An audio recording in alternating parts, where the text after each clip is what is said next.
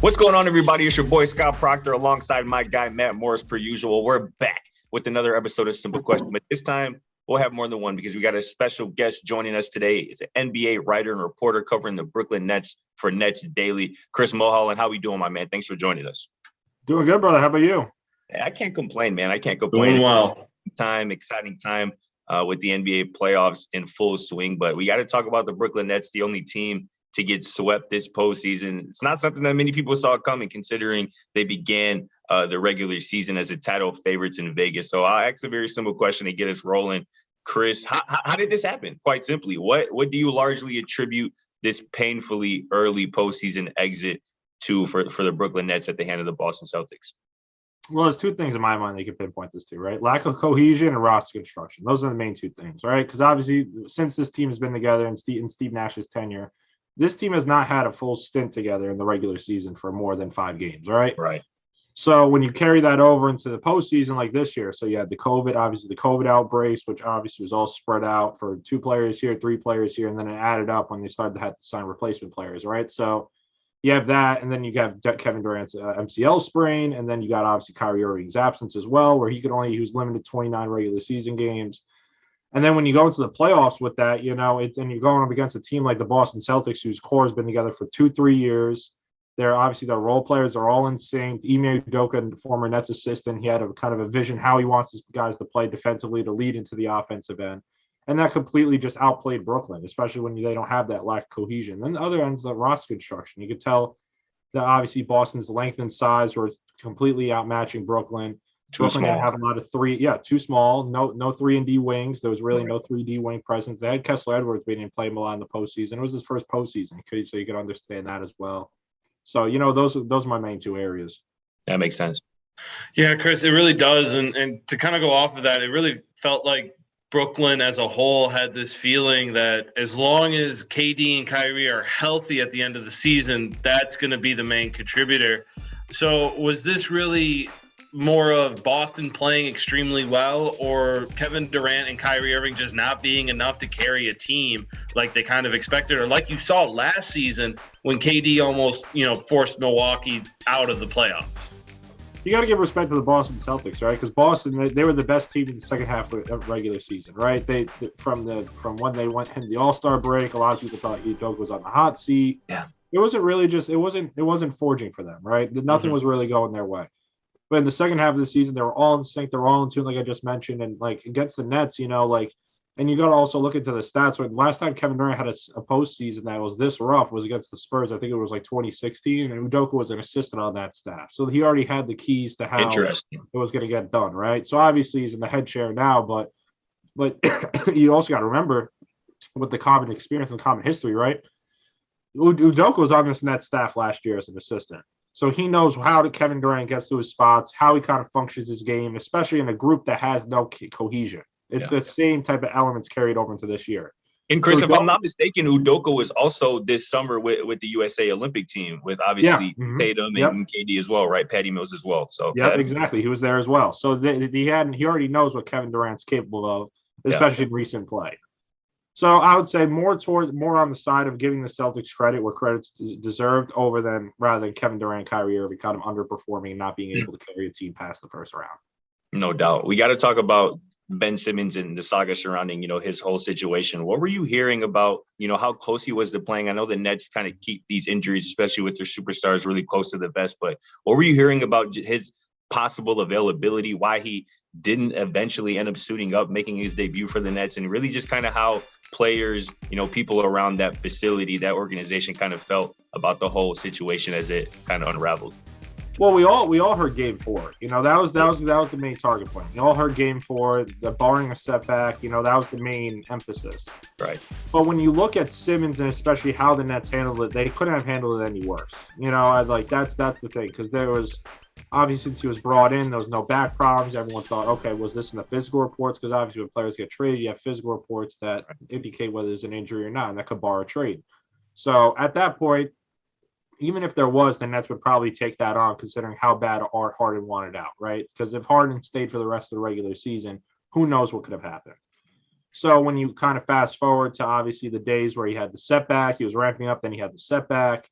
the initial setback, and then that like 2 weeks later, the herniated disc report started coming out. Everyone, including me, I thought he was done for the season after he got the epidural shot and the injection. I thought he was going to be done right then and there. But then you started to hear a little bit of noise that, hey, he's starting to ramp up, that everything's going his way. Game 4 is going to be a great return. There's no setback. And obviously we get the reports that, hey, he woke up with lower back soreness. And then right then and there, well, I even knew before that because they had shoot around 10 and 10 before Game 4. And when Steve Nash said, hey, we don't have an update on him, I knew right then and there he's not playing. Because at that point, especially in an elimination game, under that type of, and when you get that type of question, especially as Steve, you got to give it a yes or a no. You can't kind of give it any, I don't know. It could be a game plan strategy, so the Boston doesn't have a little extra time to game plan for it. But right then and there, like once I heard that, I confidently knew that, hey, he's not playing. So going off of that, though, with Ben Simmons now, he's on the team. I mean, he's under contract. This is somebody that really doesn't have any trade value right now. You have Kevin Durant signed. There's a lot of other moving pieces and some people that they have to re-sign. Now that Brooklyn is in the offseason, what is the next steps and how do they try to fix some of those roster issues that you credited the part of the season failure to? Yeah, so you got to touch around the edges to start off with, because obviously with Ben Simmons, he doesn't have a lot of market value. A lot of people are speculating that, hey, they may move him, but at the same time, who are you going to move him for? That's going to be the main question, because the guy doesn't have value. He hasn't played since last June. Obviously, all the other teams around the NBA, they're seeing what is going on in Brooklyn, especially with the backside. There's also the mental component side of it as well. So there's a lot of I wouldn't want to call it baggage, but it is baggage. You know what I mean? You got the back, you got obviously the mental side of things. It's a lot of stuff you're taking on when you get a player like that, no matter how skilled he is. So you have that. And then on the other side of it, okay, say they do trade him, right? That obviously they know what their needs are, and especially with the free agent class that they have within the organization. Bruce Brown, LaMarcus Aldridge, Blake Griffin, Patty Mills. The list, it goes down, right? So obviously Bruce Brown's going to command a lot of money this offseason compared to his qualifying offer. I think it's like 12 to 15 million. So at that point, he's restricted, but I can imagine the Nets are going to let him walk because they can't afford that. On the other side of things, you got a guy like Patty Mills, who didn't have the greatest season of his career because he really put a lot of miles on his legs. The most minutes he's played in a season in his NBA career. So it's going to be interesting what kind of deal and what kind of contracts he could gauge from opposition teams. But at the end of the day, Patty Mills, he brings that veteran experience. He brings all the kind of intangibles. He won a championship with San Antonio. So he's valuable regardless, especially for a young team. Definitely. And then you kind of just look around the edges about how this team could really work. There isn't that many avenues that they could really go out and go get someone, right? They don't have a lot of first-round picks. They don't have – obviously, they have 3 stars under contract. The Kyrie Irving's extension, what's that going to look like? Is it going to be a 1 or 2 year deal? Are they going to match up with Kevin Durant to give him a 3-year with a player option for the 4th? Or are they going to give him a supermax, which I doubt it, but supermax is on the table and that's a 5-year and that's like a lot of money. So you got to see how it all pans out from there. But the first major step this team's got to do is by June 1st, they have to just let the league and the Sixers know whether or not they're going to use their first round pick. So that's I guess you could say, the first move that's on their horizon. After that, the draft's on the 23rd. You got to see what they always pull there. No doubt about it. And, kind of piggybacking off this offseason moves kind of topic, Kyrie Irving said something, I believe it was directly after Game 4, maybe the following day, and I know you saw it, and I think you might have tweeted about it too, just in terms of him talking about him being Kyrie Irving, Kevin Durant, Joe Tsai, and Sean Marks kind of managing this franchise together moving forward. Is that really something that's possible in terms of Kyrie having a say or making decisions in terms of personnel? Is that something that is possible, or is that something that should be going on, do you think? Well, I guess I'll start off with this one, right? Obviously, in a superstar-driven league with player empowerment, superstars, they all have say in what goes on. Sure. From Kevin Durant, LeBron, it's obvious. For Kyrie Irving to say that publicly is not a good move. That's the main portion of that too, because other players are looking around the league and saying, well, number one, it kind of gives the Nets a bad look. Because 100%. Number one, this is a Nets team that banished him when he wasn't vaccinated, didn't want him as a part-time player, brought him back when the team was doing in a tough stretch to be a part-time player. And then obviously he didn't get the jab and it kind of limited him. And obviously we all know COVID could come back. The same thing with the vaccination mandates, especially the major cities, one that he plays in. Yeah. So when opposing players look around, like veterans too, that are looking to get a championship before they retire in their tail end of their career, do they want to join a team where you have that guy making calls? It's not just his play. Kyrie Irving's great on the court, but when you have a guy that hasn't played over 60 games in any of his seasons, or at least I think it's past 4 or 5 seasons, Right. and then you have obviously all the stuff that I just mentioned, do players really want to come aboard and do that? Plus, they see especially how the Nets handled those situations, the Ben Simmons, the Kyrie Irving situation. So you have all those elements as well. It's something that obviously all guys know, especially all guys that know the NBA and kind of watch the NBA. They could tell, like, okay, on a trade deadline deal, who's coming in? Oh, this guy played with him back in 2017, 2018, or on the Olympic teams. It's all about relationships. Everyone knows that. But for him to say it publicly, especially on a Game 4 sweep night where all the eyes are on you, it's probably the most watched post game of the season. To say that, it's not the greatest move. Yeah, real head scratcher for me. Yeah, exactly. It's just it's not great. It's not. It's unspoken, but it doesn't need to be spoken. And exactly. With all of that going on, where does this leave Brooklyn as far as where they stand with the rest of the East? The playoffs are still going on, but Boston looks like they're going to stay solid. You got Milwaukee, you have Miami, you have some younger teams like Atlanta and Cleveland. It isn't a situation anymore where it looked like Brooklyn was the de facto superpower in the East. There's a lot of great teams. So where are they kind of at right now?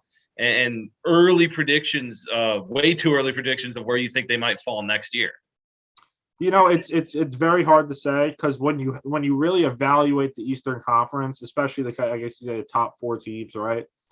They do have Kevin Durant and Kyrie Irving, and they do have Kevin Durant for an extended period of time, right? And it's going to be evident that they're going to re-sign Kyrie Irving. It's evident at this point. So when you really evaluate it, any team with Kevin Durant and Kyrie Irving are going to be labeled as contenders.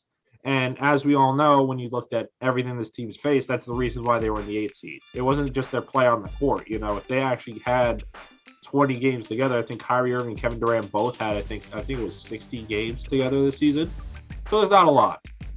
So when you really, really look at it, you know, it depends on the moves they make. If they could really just plug in those main holes with guys like a 3-and-D guy like Robert Covington, or if they get kind of like a low big man, kind of like a Daniel Tice. Now, obviously, he's going to leave, but he's a free agent as well. You know, look at those type of guys, not guys that are superstars going to cost money, but they're going to fill the holes, right? Yep. A DeAndre Ayton type player, okay? Like he's one of those guys that obviously Phoenix didn't offer him the deal. The Nets don't have the money to do it. But at the same time, would Phoenix say if DeAndre Ayton got gruntled and said, "Hey, I want out of here. I want this." It's like I said, it's a player empowerment league. You gotta go with the favor. You know they're gonna do it. What can the Nets get back? What's Seth Curry's value on this team? So like you have to really look at how they could fill out the holes. But regardless, you know they're gonna be contenders. No doubt about it with those two on the roster. I want to ask about their head coach, obviously, Steve Nash. I've thought that, you know, he's largely underachieved since taking over as the Brooklyn Nets head coach, even before, you know, this first round sweep by the Boston Celtics. But what do you think? How much of this blame do you think he deserves for obviously this collapse? And I know he had a lot of things, a lot of factors working against him. And, you know, you talked about it at the top, the lack of cohesion, roster construction and whatnot. But how much of this blame does Steve Nash need to shoulder? And I know Kevin Durant said that he wants Nash back, but do you think that's the right move, bringing Nash back next season again for this group? I don't think it's the right move, but it's a move that's going to happen. You know, because all the reports are indicating that he's coming back. And especially when you get a superstar stamp of approval like Kevin Durant, for example. And obviously Kevin Durant was the main vocal point of getting him in Brooklyn.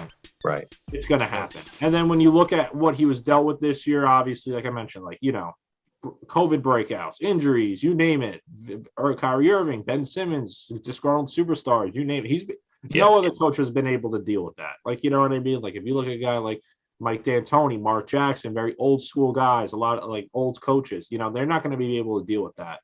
And then when you really kind of dive in and evaluate the rest of it, you know, like it's tough because like the head coaching availability pool right now is not that strong because there's only 3 head coaching vacancies. Obviously, as the playoffs go on, it's going to be hard to indicate, okay, out of these teams, what coach is going to get sacked from there. Right. But it's one of those things. Okay, who would you want to bring in? I'm a big believer in Phil Handy. He's a really good guy to really bring in this team because he's Likewise. experience. Exactly, because he's in Toronto, he won. In LA, he won. He knows how to deal with superstars, and he's kind of got a familiarity with how Kevin Durant and Kyrie Irving play as well, right? So he knows how to manage superstars, how the ball moves. Obviously, everything didn't pan out in LA, but that experience could carry over into Brooklyn, especially with the lack of cohesion as well. So do I expect him to be back? Yes. Do I think it's the right move? It's tough to say. It depends really who's available in due time. Yeah, I agree. I think the Brooklyn Nets need to move on. I think they need more of an adult in the room. With all due respect to Steve Nash, I think they just need somebody a little bit more experienced to handle Kevin Durant, the Kyrie Irving, and everything that comes with those two guys. And I love Phil Handy. I think Sam Cassell would also be a dope name there as well. Yeah. Probably last question we got for you, Chris, before we let you get up out of here. We got to talk, I think, a little bit about Jayson Tatum, his arrival. I saw you tweet, a couple of days ago that he's broken down the door to superstardom. Talk a little bit about Jayson Tatum, his arrival, and I think he's kind of inched himself into obviously the conversation of being a top 10 player in this league. Without a doubt, right? Because with Jayson Tatum, like a lot of people's like in that tweet, everyone's like, well, he was already there. You could say he was already there, but at the same time, when you look at his postseason history, and that's what bona fide superstars and stars, that's the dividing factor. And when you do that against the Nets team, no matter how much excuses the Nets have on their side, when you still do that, especially locking down Kevin Durant, especially the guard time, you really go into the advanced stats and see what he limited to Kevin Durant on partial possessions. It's incredible. Yeah. It's not even just his offensive end. He's one of the rising 3-and-D guys in this league. He's honestly top 5 in my opinion. I would have to go down the list, so he's up there as well. So when you look at it, and obviously he's still very young, and then at the end of the day too, with Boston, it's not like it's a team that's very well connected, but it's not a team that's also star packed. Mm-hmm. You have that reason as well. And with Jayson Tatum too, it's like, a lot of people, I remember when he signed the max and got all that done and, all those deals, everyone was like, is he deserving of it? He didn't really show too much, whatever the case is. How far are they going to go? Are they going to break up the Jaylen down, Jayson Tatum tandem? It's one of those things that's like, he's your cornerstone player. You can't let that guy go. And they know it as well. Very high respect for him in this series. When you look ahead to, it's going to be Milwaukee and Celtics. Yeah, that's going to be a huge test for him as well. I think he's going to thrive on both ends of the ball. But yeah, man, he broke down that door to superstardom in that first round series. No doubt about it. I don't know if anybody else these playoffs so far has changed their narrative as much as Jayson Tatum, obviously in a positive way. And again, you mentioned it. It's the two-way ability, the 3-and-D. The things that he was doing defensively on Kevin Durant was pretty much unheard of up to that point. So I agree. I think he's firmly entrenched in kind of that top 10. But this has been awesome, Chris. This has been insightful. Thanks so much again for your time. Go follow Chris, his work on Twitter and Nets Daily. But for Scott Proctor, Matt Morris, our guy, Chris Milholen, we'll catch you on the next episode of Simple Questions.